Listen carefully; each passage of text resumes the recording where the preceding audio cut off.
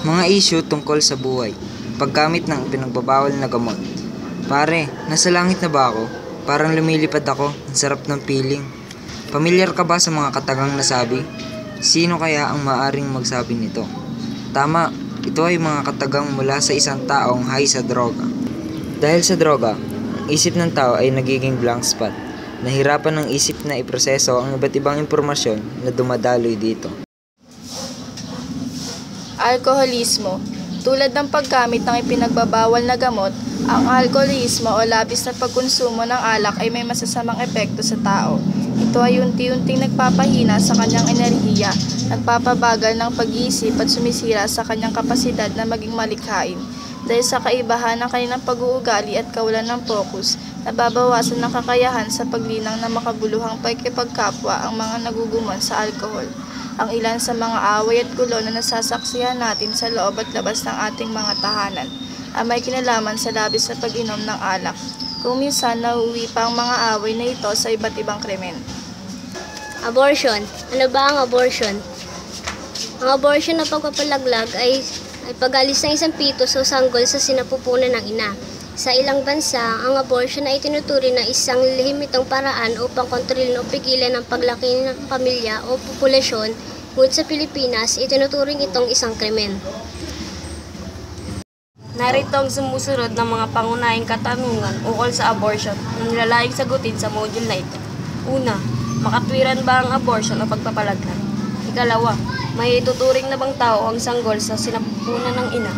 Siya ba ay nagtataglay na ng mga kapakanang moral at mga legal na karapatan na dapat pangalagaan? Paano naman ang kapakanang moral at karapatan ng ina? Ano-anong mga pamantayan ang maaaring sumuporta sa kasagutan sa mga tanong na ito? Pro-life at pro-choice. Ang issue sa abortion ay nagbibigay daan upang magkaroon ng dalawang magkasalungat na posisyon ng publiko. Ito ay ang pro-life at pro-choice.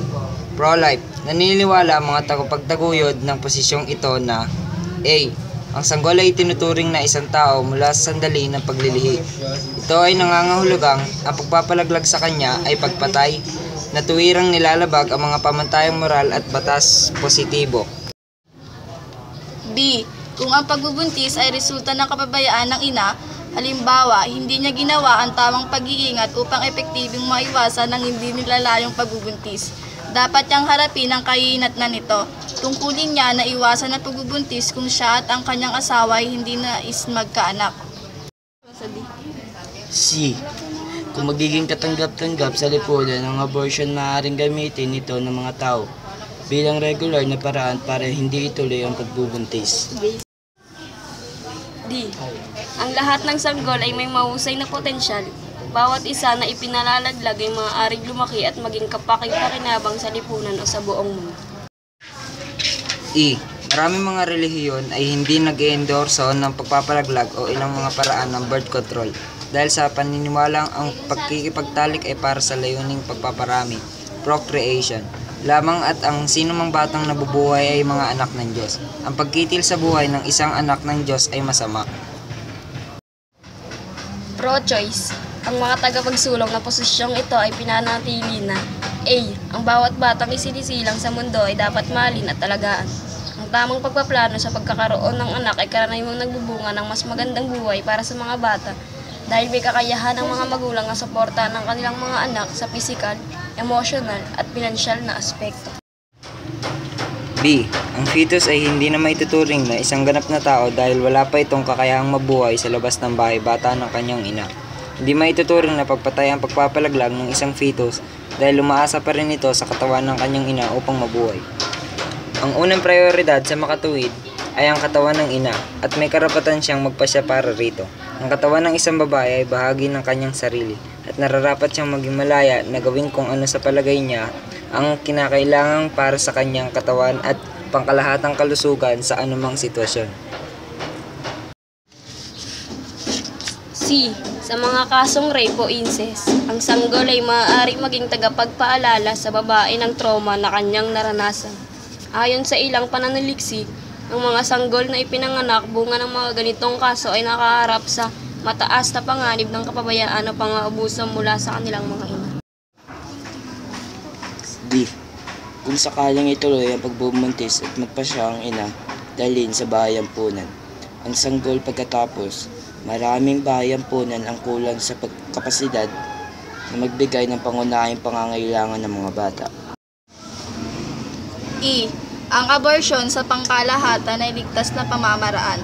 Mas mababa pa sa 1% ng mga abortion na ginagawa bago ang ika-21 na linggo ng pagbubuntis ang nagre-resulta ng mga pangunahing komplikasyon tulad ng pagdurugo o impeksyon. Habang itinuturing itong illegal, tiyak na maraming babae ang patuloy na sasailalim ng palihim sa ganitong proseso at maglalagay sa kanilang kalusugan sa di-tiyak na sitwasyon at maaaring mauwi sa kamatayan. Ang dalawang uri ng abortion, kusa, miscarriage. Ito ang pagkawala ng isang sanggol bago ang ika-20 linggo ng pagbubuntis. Ito ay tumutukoy sa natural na mga pangyayari at hindi ginagamitan ng medikal o artificial na paraan. Sa pilitan, Indus, ito ay pagwawakas ng pagbubuntis at pag-aalis ng isang sanggol sa pamamagitan ng pag-opera o pagpapainom ng mga gamot. Ang prinsipyo ng double effect, ayon kay Santo Tomas de Aquino, may mga oras kung kailan ang isang kilos na narapat gawin ay maaaring magdala na mabuti at masamang epekto. Bilang resulta, nagkakaroon ng isang problemang etikal. Ang isang halimbawa ay ang sitwasyon na inilalahad sa itaas kung saan kinakailangang mamili kung aalisin ang bahay bata ng ina upang malunasan ang kanyang karamdaman. Ngunit maaaring ikamatay ng sanggol sa kanyang sinapupunan o hindi ito aalisin, subalit maaaring magkaroon ng komplikasyon at malagay sa panganib ang kanyang buhay. Pagpapatiwakal. Ano ang iyong naisip at nararamdaman sa tuwing may nababalitaan kang nagpapatiwakal? Napapanahong pag-usapan ng issue ng pagpapatiwakal o suicide dahil may ilang kabataan tulad mo ang nagsasagawa na nito at patuloy pang nadaragdagan ang bilang nila. Ano ba ang kaulagan ng pagpapatiwakal? Ito ay sadyang pagkitil ng isang tao sa sariling buhay at naayos sa sariling kagustuhan. Ayon kay Eduardo A. Morato, sa kanyang aklat na Self-Mastery 2012, upang mapigilan ang kawalan ng pag-asa, kinakailangang mag-isip ang isang tao ng mga malalaking posibilidad at tanging mga paraan upang arapin ang kanyang kinabukasan. Ang pananatili sa isang mahirap na sitwasyon ay maaari lamang makaragdag sa kawalan ng pag-asa. Bukod pa rito, mahalagang maging positibo ang buhay upang mabawasan ang mabigat na dinadala ng isang tao. Sa kabilang banda, hindi nararapat usgahan ang mga taong nagpatiwakal. Maaaring sila ay wala sa tamang pag-iisip, halimbawa, depression, sa oras na ginawa nila iyon. Upang makaiwas sa depresyon at hindi mawalan ng pag-asa, mahalagang panatiliing abala ang sarili sa makabuluhang gawain tulad ng paglilingkod sa kapwa at pamayanan. Nakakatulong ding malaki ang pagkakaroon ng matibay na support system na kinabibilangan ng ating pamilya at tunay na mga kaibigan, nakapagbibigyan ng saya at pagmamahal tuwing nakakaramdam tayo ng walang halaga sa ang ating buhay. Euthanasia, mercy killing. Ang euthanasia o mercy killing ay isang gawain kung saan napadadali ang kamatayan ng isang taong may matindi at wala ng lunas na karamdaman. Ito ay tumutukoy sa paggamit ng mga modernong medisina at kagamitan upang tapusin ang paghihirap ng isang may sakit. Ang euthanasia, kung minsan ay tinatawag na assisted suicide, sa kadahilangang may pagnanais o matibos ang isang biktima na wakasan ng kaniyang buhay, ngunit isang tao na may kaalaman sa kaniyang sitwasyon ang gagawa nito para sa kaniya. Isang halimbawa nito ang maaaring ang isang may sakit o humihiling na isang taong may kaalaman sa mga gamot na nagbibigay siya ng isang labis na dosis ng pagpapawala ng sakit. Paano ang buhay para sa mga di-normal persons with disabilities o PWD? Ayon sa Biblia, ang kabanalan ng buhay ay may uugnay sa kapangyarihan ng Diyos bilang dakilang manlilikha. Ang tao ay nilikha ayon sa wangis ng Diyos.